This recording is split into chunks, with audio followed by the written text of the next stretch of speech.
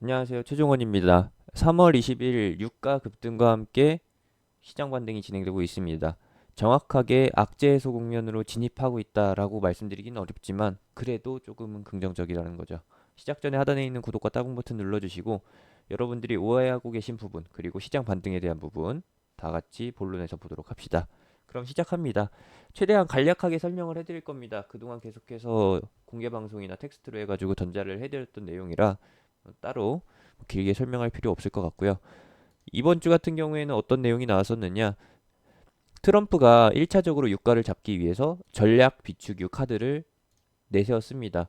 공급 과잉 사태로 인한 유가 하락, 이것에 따른 미국 석유 기업들의 도산 위험, 회사채 부도 위험성 때문에 유가가 하락하는 상태를 방치할 수가 없었는데요. 1차적으로 전략 비축유 카드를 꺼냈다라는 겁니다. 무슨 소리냐? 시장에 개입하겠다라는 거예요. 지금 산유국이 물량을 쏟아내가지고 유가 하락을 조장하겠다라는 거. 한마디로 유가 해지 세력인 거죠. 해지 세력이 활기를 치니까 유가가 20달러까지 하락을 했다라는 거예요.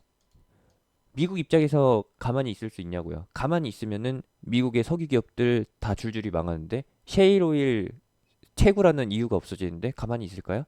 없죠. 근데 이거 중요한 거는 20달러에서 더 이하로 떨어진다라고 하면은 사우디나 아니면 이번 전쟁의 핵심인 러시아도 멀쩡히 버틸 수 있을까요? 없죠. 러시아는 아시잖아요. 석유보다 원유보다 천연가스 규모가 훨씬 더 큽니다. 그러면은 유가가 하락하면은 유가를 대체하는 석유를 대체하는 싼 맛에 사는 천연가스 쓸 이유가 있을까요? 없죠. 전기차도 마찬가지예요. 전기차 왜 쓰나요? 석유 공해, 석유로 인한 석유 사용으로 인한 환경 공해? 그게 진짜 이유인가요? 아니죠. 석유값이 비싸니까 그것을 피해가기 위해서 전기차를 확대하려고 하는 건데 보시면 아시겠지만 지금 전기차 관련주들 그리고 2차 전지 관련주들 다 하락세잖아요. 반등 나오나요? 반등 나오긴 하죠. 기술적 반등으로. 근데 그게 의미가 있나요?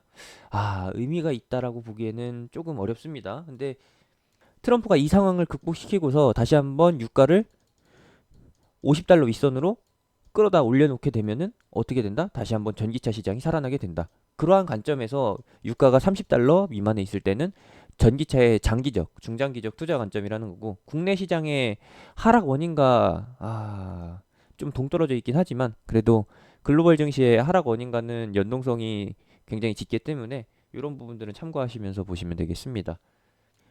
다시 본론으로 돌아와서 트럼프의 1차 정책은 일시적으로 하락을 막아줬지만 그럼에도 불구하고 쇼크가 한 번 더 출현됐었다라는 겁니다.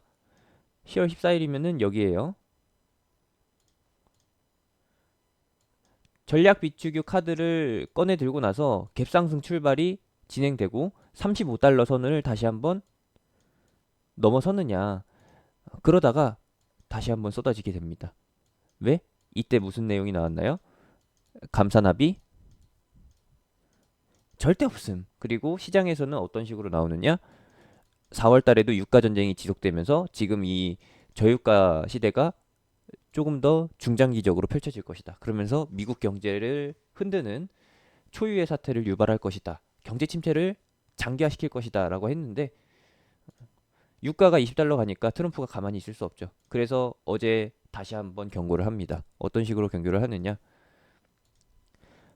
트럼프가 직접 유가 시장에 개입을 하겠다. 개입을 하겠다라는 뜻은 무엇이냐? 사우디와 러시아의 유가 전쟁을 종결시키겠다라는 것이죠. 종결시키면 어떻게 되나요? 산유국들이 계속해서 석유를 찍어내가지고 이미 쓸만치 재고가 확보돼 있는데도 불구하고 더 쏟아내니까 어떻게 하겠다라는 거예요. 더 생산 못하게끔 하든가 아니면은 당장은 안 되겠지만은 사우디와 러시아의 전쟁을 끝내고서 협상을 시키고서 감사나비로 이끌게끔 개입하겠다라는 뜻이죠. 돈을 써서 이 사태를 막느냐? 돈을 써서 막는다라고 하면은 당연히 이거죠. 시장에 풀리고 있는 물량들을 달러로 다 사서 수요와 공급을 맞추느냐? 아니면은 정치적 관점에서 접근을 해가지고 원인을 해결할 것이냐?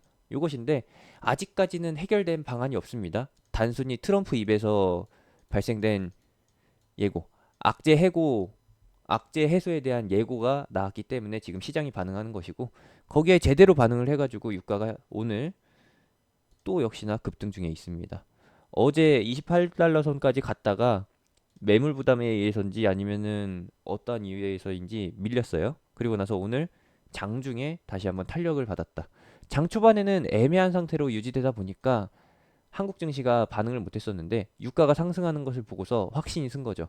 아, 이거 조만간 트럼프가 이를 내 가지고 현재 경기 침체의 원인, 세계 증시의 폭락 원인을 해소해 주겠구나. 유가 사태로 인한 초유의 경제 위기를, 금융 위기를 막아 주겠구나라고 기대한 거예요. 근데 딱히 나스닥은 반응을 안 했습니다. 왜? 예고편만 나온 것이지 진짜 결과물은 안 나왔거든요.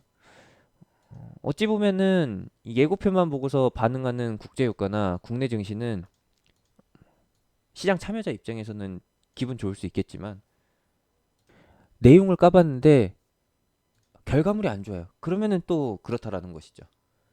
그럼에 있어서 이제 실망 매물 같은 거 주의를 해야 될 시기인 거고 반등은 계속 나올 거니까 좀 즐겨달라. 즐기셔도 된다. 오늘은 장 마감 끝까지 즐기셔라. 라고 말씀드리고 싶고요. 신용장구에 대한 얘기도 말씀을 드려야 될 것 같습니다. 신용장구가 계속 줄어서 8조 달러, 8조 원까지 갔는데 어제는 어느 정도? 8,700억 원의 신용장구 감소가 있었고 오늘은 4천억 규모입니다. 이번 주에 들어서 신용장구 감소세가 거의 2조 원 가까이 되고 있는데요. 어쩔 수 없습니다. 신용장구의 반대 매매, 신용장구가 줄어드는 현상은 바닥이 잡히는 구간에서 필히 따라줘야 될 것이고 그리고 분명히 말씀드리지만 이 부분이 저점이라고 확신할 수가 없기 때문에 악재 해소가 완벽하게 이루어지지 않는 이상은 저점이라고 확신드릴 수가 없기 때문에 신용 매수는 주의하자. 다만 중장기적 관점에서의 현금 사용은 왔다. 따봉이고 종목들 반응은 양호하기 때문에 그리고 오늘 방금 같은 경우에 코스닥 상승 VI 사이드카가 걸렸었기 때문에 이 기조는 뭐 꺾이지 않을 것 같아요. 오늘 자정에서 내일 새벽 미국 증시회가 이제 옵션 만기일 아니 선물 만기일입니다. 미국에도 만기일이 있죠. 한국 같은 경우에는 둘째 주 목요일이고 미국 같은 경우에는 셋째 주 금요일입니다. 한국 기준으로 해서는 주말간에 이걸 거치기 때문에 이것에 대한 반응은 결과물은 다음 주 월요일에 확인해 봐야 될 것 같고요. 새벽에 있을 일이 어떨지 모르겠지만 안 좋은 쪽으로 방향이 잡힌다라고 하면은 오늘 상승폭 반납하고서 다음 주에 개파락 출발할 수도 있습니다. 이미 어제 전 종목 하한가 수준 초유의 사태가 발생됐었기 때문에 오늘 담보금을 예수금을 다시 한번 충전해 놓지 않으신다라고 하면은 담보 비율을 맞추시지 않는다라고 하면은 여기서 이제 반대 매매가 확정되는 분들이 굉장히 많을 거예요. 확정이 되면 언제 되느냐?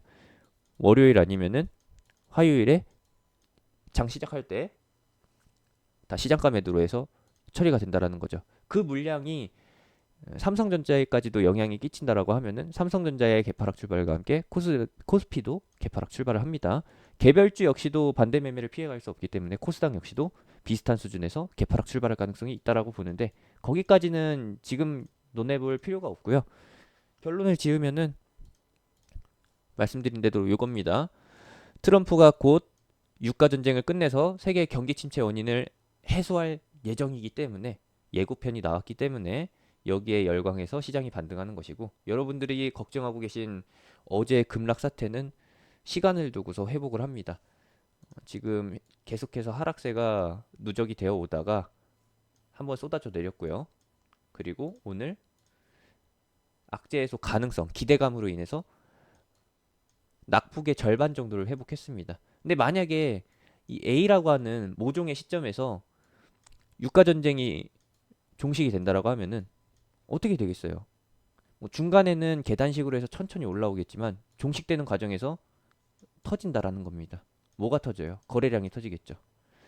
장대 양봉이 터질지는 모르겠습니다만은 악재 해소 관점에서 봤을 때는 매수세가 달려붙기 좋은 아주 좋은 구실이기 때문에 전환점이기 때문에 분명히 이 상황이 올 것이다라고 봅니다. 근데 반대로 봤을 때 트럼프가 사우디나 러시아 둘 중에 하나 두들겨 패지 못하고 제압하지 못하고서 이 유가 전쟁이 계속 이어진다라고 하면은 그거는 진짜 2008년보다 더 심한 그 상황을 염두하셔야 합니다. 겁들이려고 공포에 떨게 하려고 이렇게 말씀드리는 게 아니라 가능성을 조금 열어두는 거예요. 나름 사우디나 러시아는 이번 유가 전쟁을 통해서 유가를 하락시키고 트럼프의 길을 꺾어놓고 내지는 트럼프의 재선을 방해를 해서 유가 시장의 주도권을 잡는 그런 상황을 예상했을 수도 있어요.